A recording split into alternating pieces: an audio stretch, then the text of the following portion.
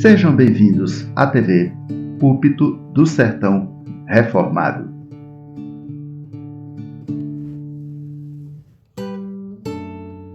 Mais uma vez, queridos, não nos cansaremos, enquanto for necessário, não nos cansaremos ainda o livro dos Atos dos Apóstolos, os capítulos 16 e 17, e iniciando novamente com o versículo 10 do capítulo 16, apenas como base de lançamento e de continuidade ao tema que estamos tratando, lições de uma igreja missional e missionária. Lições de uma igreja missional e missionária. E como base de lançamento, de recapitulação e continuidade, vamos lá, Atos 16, versículo 10.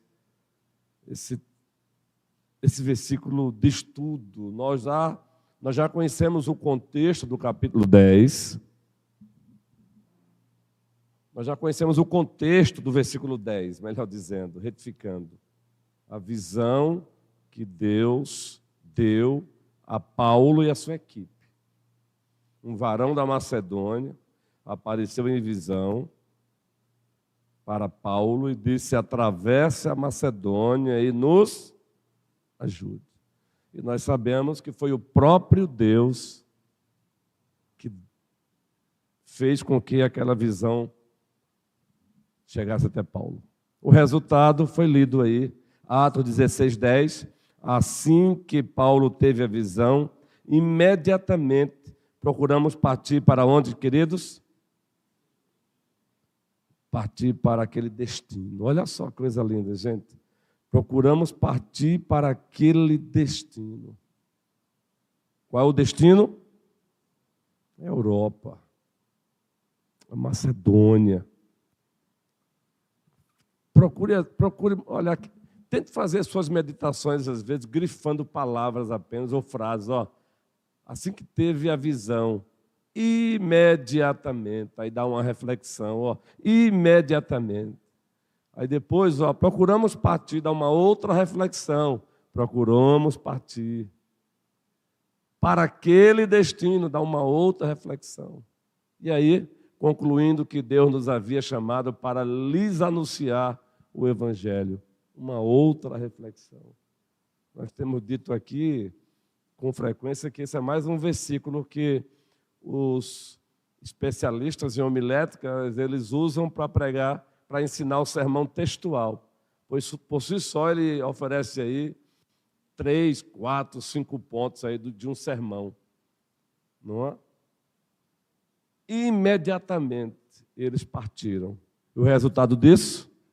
Plantação da igreja em Filipos. Só relembrando. O resultado dessa partida, o resultado dessa obediência, plantaram a igreja em Filipos. Atos 16. Segundo, plantaram a igreja em Tessalônica. Atos 17. O resultado dessa partida aí, dessa ida, dessa obediência, plantaram a igreja em Bereia. O resultado dessa partida aí, plantaram a igreja em Atenas e reticências, porque muitas outras igrejas foram plantadas a partir dessa partida, fazendo aqui esse trocadilho, dessa ida, dessa obediência. Isso nos faz lembrar Abraão, não é, Cleoma? Sai da tua terra, da tua parentela. Eu quero que você vá para uma terra que eu ainda te mostrarei. É o ir. E daí algumas lições nós temos relembrado para a igreja, nada inédito. Vamos só recapitular e passar logo para a próxima de hoje. E uma das lições, quando contemplamos esses 2 capítulos, lições da igreja missional, é que o gestor principal, absoluto, eficaz e eficiente da obra missionária é o Espírito Santo. Claro, gente, quando falamos do Espírito Santo, estamos dizendo é da parte do Pai no Filho pelo Espírito Santo.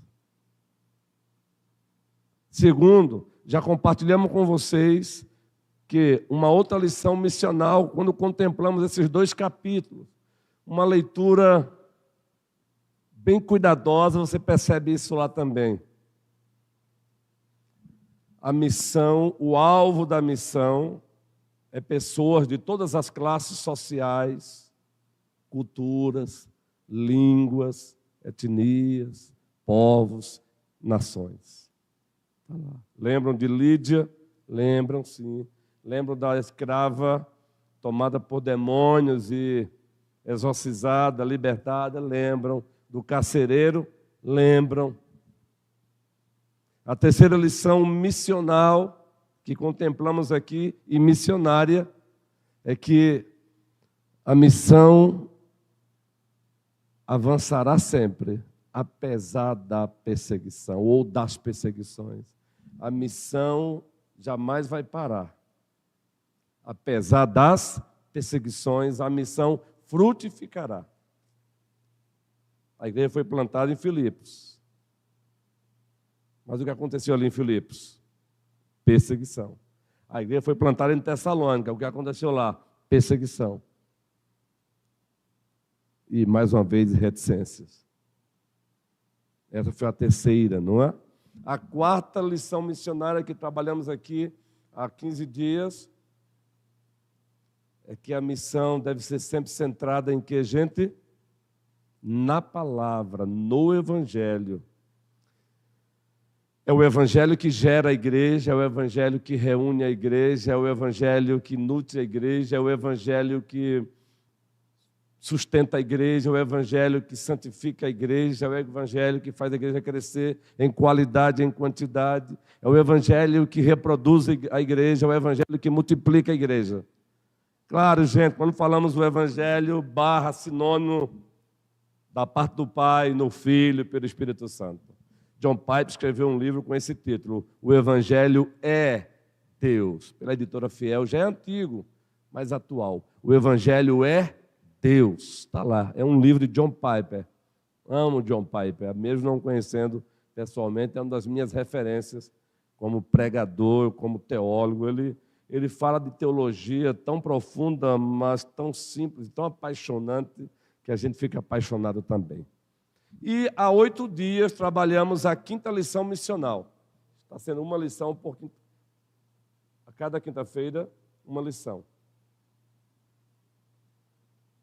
A missão é feita sempre com cooperação.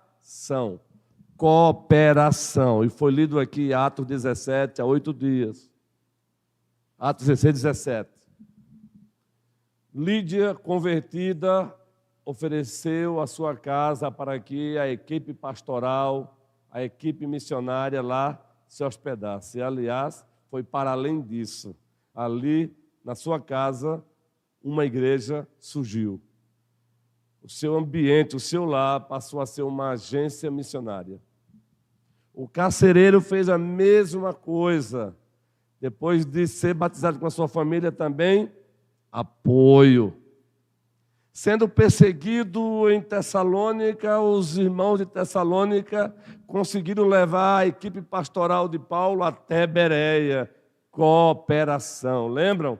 E nós falamos aqui até da grande cooperação, lembram? Por que falamos da grande cooperação? E a missão, ela é feita também com essa grande cooperação, porque existe o que nós comumente conhecemos como o grande mandamento, Mateus 22, amar a Deus e amar ao próximo, o grande mandamento, amar a Deus e amar ao próximo. A grande comissão, Mateus 28, ide. A grande compaixão, Mateus 9, Cristo olhou para uma multidão e a enxergou como pessoas, como ovelhas desgarradas, sem pastor. Grande compaixão. Mateus 14, quando ele multiplica ali comida para o povo, grande compaixão. E a grande cooperação, Filipenses, 1º capítulo, nós encontramos isso. A missão não pode ser feita sem grande cooperação. E por isso gostamos daquela frase que não é nossa, mas ela vai sendo sempre construída e vai sendo melhorada, porque vamos montando nos ombros uns dos outros. Ninguém faz nada grande sozinho. Essa frase já é conhecida por muita gente, mas aí o pastor Carlito Paz disse, se é grande, se faz sozinho, não é grande. Mas aí eu ainda retifiquei e coloquei, se está fazendo sozinho, jamais será grande. E muito menos a obra do Senhor. Grande cooperação. E para hoje, a lição para hoje, a quinta lição para hoje, a sexta lição para hoje, missional, é que uma igreja missional, ela gera outras igrejas missionais. Ela gera outras igrejas vivas e autossustentáveis. Isso é uma lição. Uma igreja missional e missionária. Eu gosto de acrescentar o missionária também. E eu já falei disso aqui num sermão faz muito tempo, acho que em 2022. Eu trabalhei aqui, o que é uma igreja missional e missionária, mais ou menos em 2022. E é claro, vocês não precisam se culpar não, porque nós mesmos esquecemos, não é? Não guardamos tudo. Mas já trabalhamos isso aqui, mas nós vamos trazer um novo sermão sobre isso também. Uma igreja missional e missionária. Porque essas duas palavras dizem a mesma coisa, se complementam, uma igreja missional e missionária. E estamos afirmando que uma igreja missional e missionária, ela gera outras igrejas missionais e missionárias. E autossustentáveis. Exemplo, Antioquia gerou Filipos. Antioquia, como igreja missional e missionária, ela gerou Filipos. Um espóliozinho, ou pelo menos recapitulando esse sermão que pregamos aqui, eu acho que foi em 2022, uma igreja missional e missionária. Eu lembro que eu vasculhei um caderno de sermões que eu preguei isso lá em Porto Velho e em Limeira, porque lá nos encontrávamos para fazer um trabalho de mobilização missionária. E eu só fiz recapitular esse sermão. E lá em Antioquia você percebe nessa igreja, uma igreja tanto missional como missionária. Espóliozinho, ou relembrando apenas, a própria membresia da igreja de Antioquia estava anunciando o evangelho. Mas essa mesma igreja de Antioquia também, ela percebeu que algumas pessoas ali tinham um chamado específico, Paulo e Barnabé, e enviaram.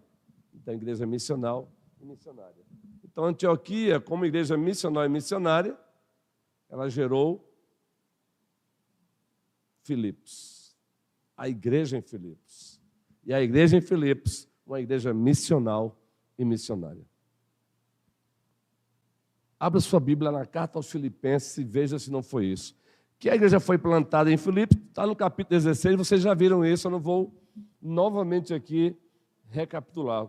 Eu quero ir para a carta. Agora, Paulo escreve a igreja em Filipos. É uma das cartas, conhecida carta da prisão. E observe como ele agradece, como ele descreve essa igreja com alegria, queridos.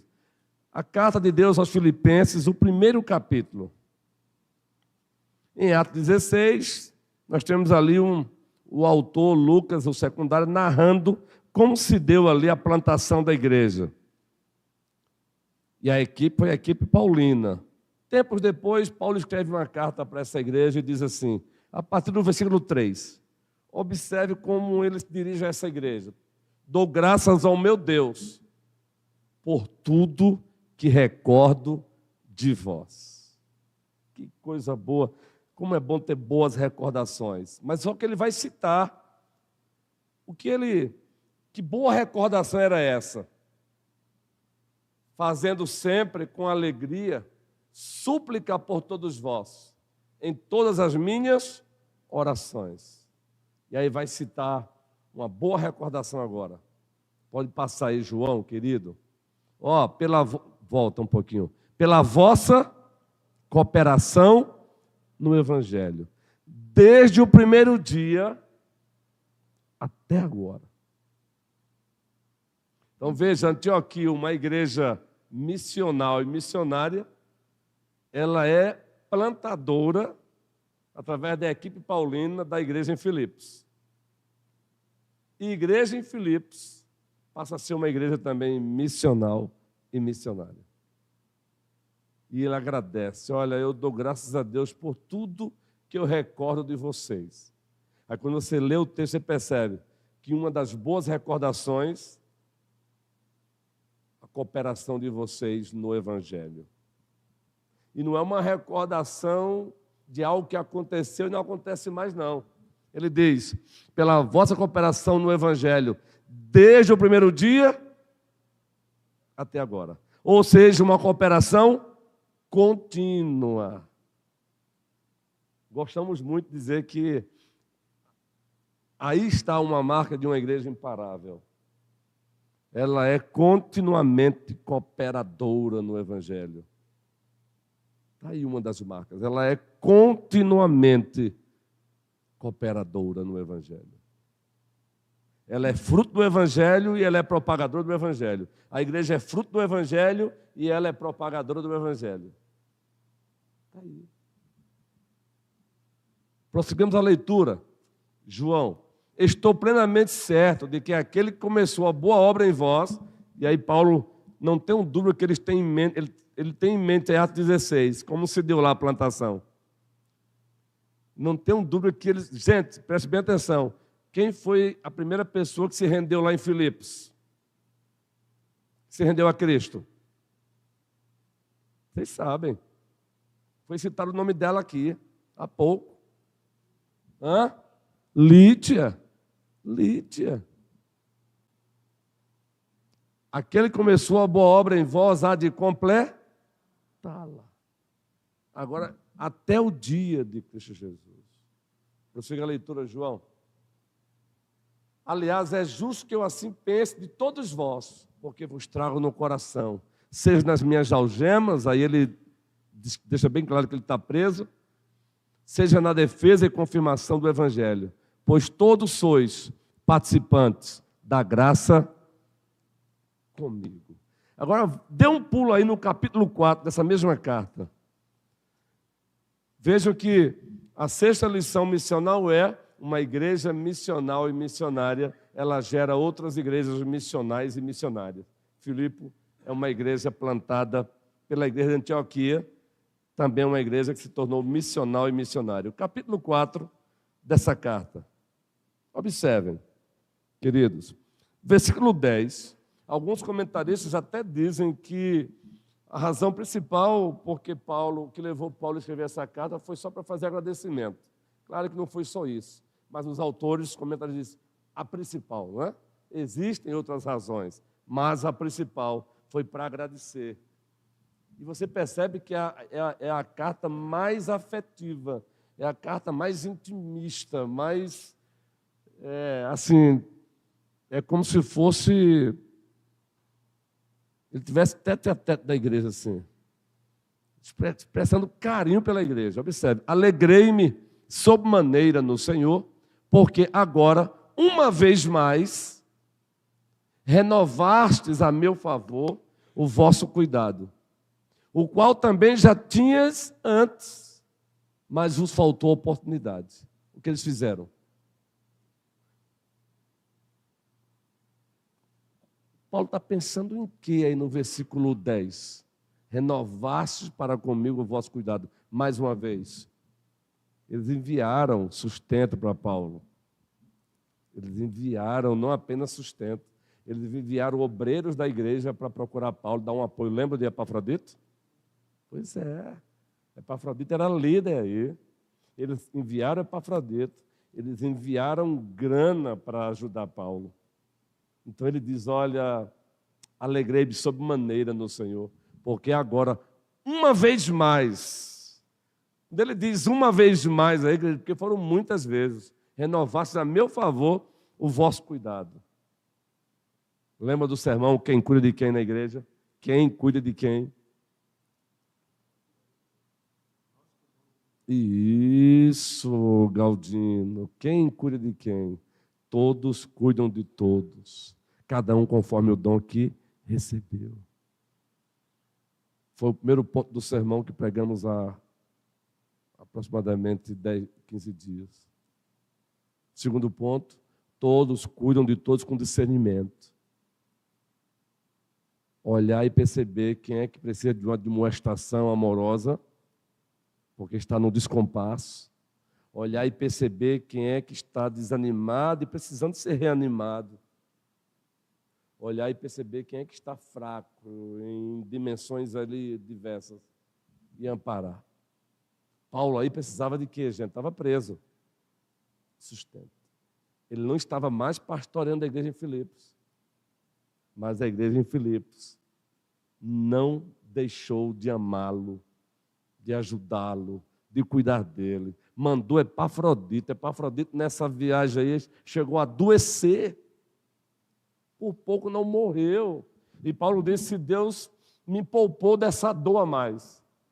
E eu estou enviando ele de volta para vocês.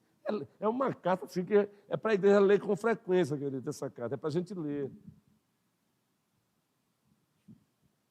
A igreja do Senhor é uma família do Senhor, gente. Olha só, uma igreja missional, Antioquia e missionária, gerou uma igreja missional e missionária. Olha só.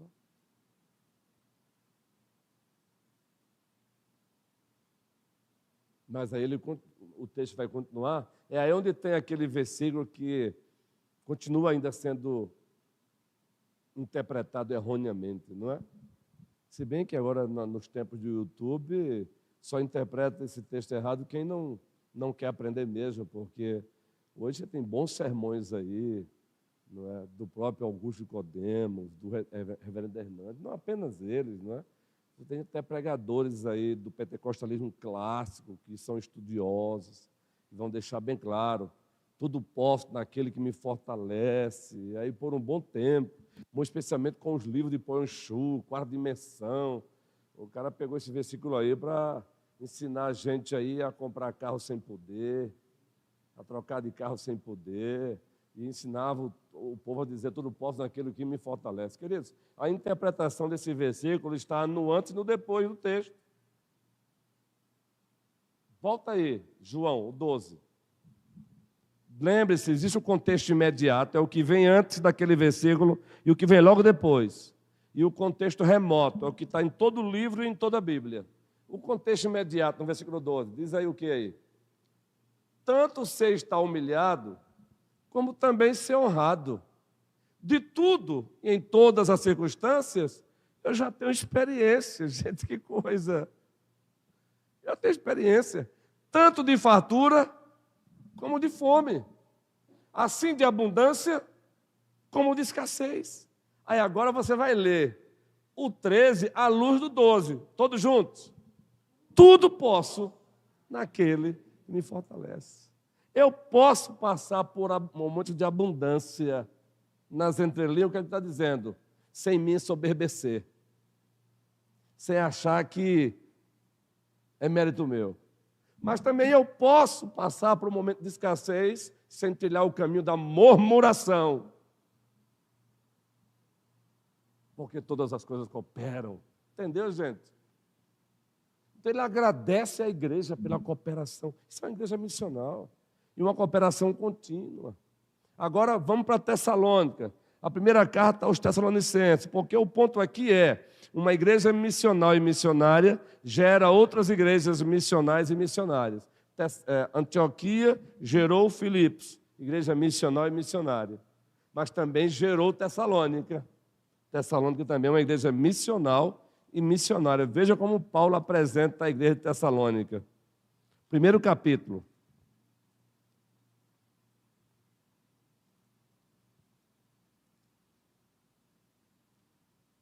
Versículo 7. Observe, gente, que lindo. Primeira carta aos Tessalonicenses, o primeiro capítulo, versículo 7. Quem pode ler para a gente aí? Vamos interagir? Pode ficar de pé e leia para a gente esse versículo 7. Aliás, faz um favor para mim. Quem for ler, leia do 2, aí sim, até o versículo 8, só até o 8 mesmo. Quem pode ler para a gente aí, por favor? Do do 2 ao 8, por favor.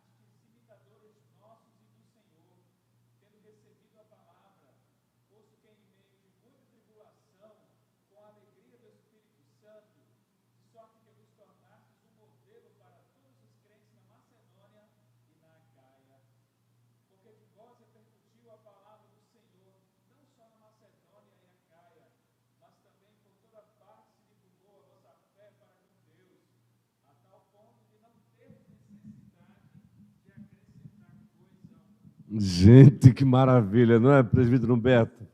Que maravilha, gente. É aquele texto que faz o nosso coração respirar oxigênio do alto, gente. Olha o que Paulo diz, gente, no finalzinho aqui, isso é muito forte. A tal ponto de não termos necessidade de acrescentar coisa alguma. A repercussão foi tão intensa da fé deles, do fazer a obra, do compartilhar, que Paulo disse, não temos necessidade de acrescentar coisa alguma. Já pregamos um sermão aí, aqui também, com o título, parafraseando, uma igreja modelo e as suas características. Só nesse texto aí nós temos mais de 10 características. Mas nesse sermão que nós pregamos aqui, nós fomos lá para o início, porque Paulo descreve uma tríade. Ele descreve uma tríade, ou 3 marcas para esse sermão que nós destacamos. Logo no início, o presbítero Humberto leu bem, uma leitura até gostosa. O que foi que Paulo disse? Vocês têm uma fé? Volte novamente o texto, João, por favor. Pode voltar. Ele fala sobre a fé, sobre o amor e sobre a esperança. Vamos ler de novo isso? Vamos ler juntos agora? Pode voltar lá para o versículo 2 novamente. Isso. Damos sempre graças a Deus por todos vós, mencionando-vos em nossas orações e, sem cessar, recordando-nos, lembram? A Filipenses, dou graças a Deus por tudo que eu recordo de vós, aos Filipenses. Aos Tessalonicenses, recordando-nos diante do nosso Deus e Pai, junto, primeiro, a operosidade da vossa fé. Aí está um ponto do sermão aí. Uma fé operosa. Aí você vai lá em Tiago, capítulo 2, base mais ainda. Tiago disse, a fé sem obras é uma fé morta. Aí Paulo diz, fé operosa. A fé de vocês é operosa. É uma fé que leva vocês a trabalharem. Aí você se lembra de Efésios 2, 10. Pois somos feitura dele, não é? Criados em Cristo Jesus para as boas obras, as quais de antemão Deus as designou, preparou para que andássemos nela, querido diácono Paulinho. Segundo ponto do sermão aqui, só relembrando, qual foi? Segundo ponto aí, gente, além de uma fé operosa, a abnegação do vosso amor, queridos. Um amor abnegado, um amor de fato, usando aqui de redundâncias, altruísta.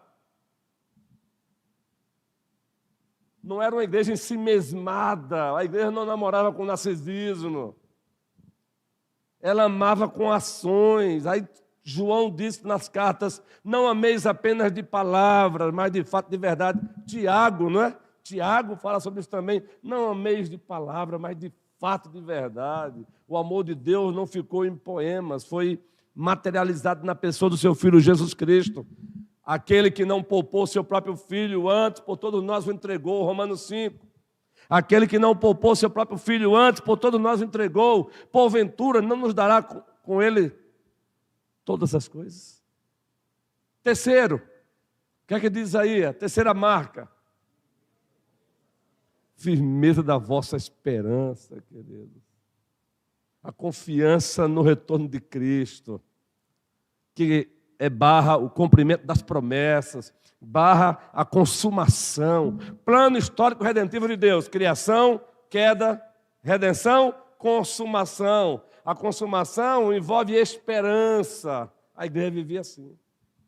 Veja, Antioquia, igreja missional e missionária, gerou outras igrejas missionais e missionárias. Filipos e a igreja em Tessalônica. Amados irmãos, para encerrar por hoje, que a primeira igreja presbiteriana de Petrolina, que ela mesma prossiga sendo uma igreja missional e missionária, mas que ela também plante outras igrejas, missional e missionária. Missional e missionária. Essa é a aplicação. É necessário olharmos para nós mesmos e percebermos se estamos sendo uma igreja missional na perspectiva de Deus. Essa palavra missional, ela é tema de debate entre os próprios teólogos, viu? Então, se você porventura ler um livro de debates, é isso mesmo. Mas esse debate já foi amadurecido tanto que você tem bons livros hoje trabalhando a temática, igreja missional. Então, não vá perder tempo lendo os livros dos debates. Leia já os livros do fruto desses debates, que é do amadurecimento. Como, por exemplo, eu já tenho citado para vocês, esse autor aqui, Mike Gurin, A Igreja e Sua Vocação, a Eclesiologia Missionária de Leslie Newbigin, que foi um cara aí dessa área aí. O mesmo autor, O Cerne da Fé Cristã. Entendeu? Esse aqui, tem algumas espinhazinhas aqui, mas Plantando Igrejas Missionais. São todos autores que já amadureceram e a partir da Escritura traz um conceito de igreja missional e missionária maduro, alicerçado na Bíblia. Então precisamos olhar para nós mesmos e percebermos, estamos sendo uma igreja missional e missionária? E estamos plantando outras igrejas, gerando outras igrejas também missionais e missionárias? Estamos cooperando com a plantação de outras igrejas missionais e missionárias? A igreja aqui está cooperando. E o colégio pastoral, a igreja, através do seu colégio pastoral, tem feito isso. Igreja Preteriana Esperança, é uma plantação. O plantador é o pastor Renato. Falei para ele, em 2026, vamos ajudá-lo um pouco mais. Não apenas no aspecto financeiro, mas um pouco mais. Mas a gente não pode parar aí. E aqui eu quero fazer aqui uma alertazinha. Repito, a igreja não é acéfala. Às vezes os irmãos, com toda a boa intenção do mundo, acham que plantação de igreja ou se envolver na obra do Senhor é agora achar que você você mesmo planeja o que vai fazer, vou fazer sozinho, cuidado. Não existe trabalho solo na igreja do Senhor. Então, submissão à liderança que o Senhor levantou. Cuidado com essa pseudo-piedade que de alguns... Bem, aqui eu não tenho escutado isso aqui, não. Mas se você, porventura, escutar alguém falando isso, necessariamente a pessoa não está sendo rebelde, não. Mas cuidado com esse linguajar. Eu não tenho que prestar conta à liderança. Eu não tenho que, para fazer, não preciso. Precisa sim, não. A igreja não é acéfala. Agora, se a liderança não encaminhar a igreja para ser missional e missionária, Existe fórum para a igreja chamar a sua liderança para um bate-papo. E, acima de tudo, o dono da igreja. Estou narrando isso porque, na caminhada, alguns por empolgação.